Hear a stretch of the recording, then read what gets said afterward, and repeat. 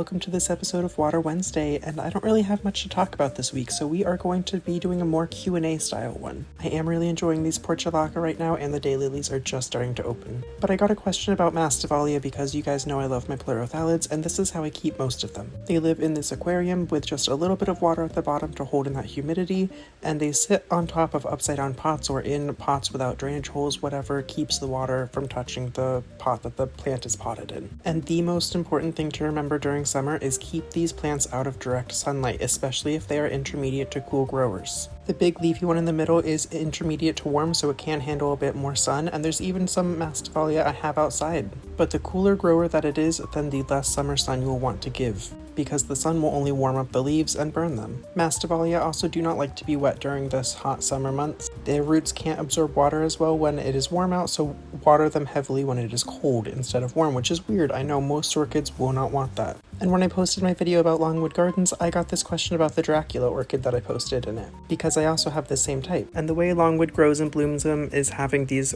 specialized greenhouses. They're a very well-known botanic garden and very large, so they have more than enough space and resources to properly care for them. But at home it's basically just what I said, mine lives in that fish tank. This comment also stuck out to me on the Longwood video because I do already grow quite a few trees. Previously when I tried bonsai, I was not anywhere near as much into orchids, and I didn't have this beautiful outdoor space, so I couldn't really grow these highlight plants. But now I have a 30-plus-year-old hibiscus, I have my poinsettia for the past few years, I have this ficus that introduced spider mites to my collection, unfortunately.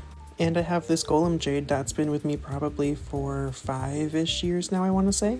So I do definitely understand the basics of trees and higher light plants. Before, my problem was strictly just not enough light. I was trying to grow them in a basement apartment or in a windowsill in New York City. And I know my Vando was concerning some people, but it's still going strong. I know it's weird, I know it's not what you'd usually do, but that's what it is. It's an experiment that's on purpose. I want to see if it works. And so far, it is. And the last question I'm going to do today is, how long do these Phalaenopsis tetraspis flowers last? I'd say on average about 2 to 4 weeks. Not as long as the common Phalaenopsis hybrid, but because it's a sequential bloomer, it will basically bloom all summer long. As long as it's hot enough, it can even bloom into the winter. And you can already see new buds starting to grow on that smaller flower spike. So keep it warm and they will bloom. That is basically it.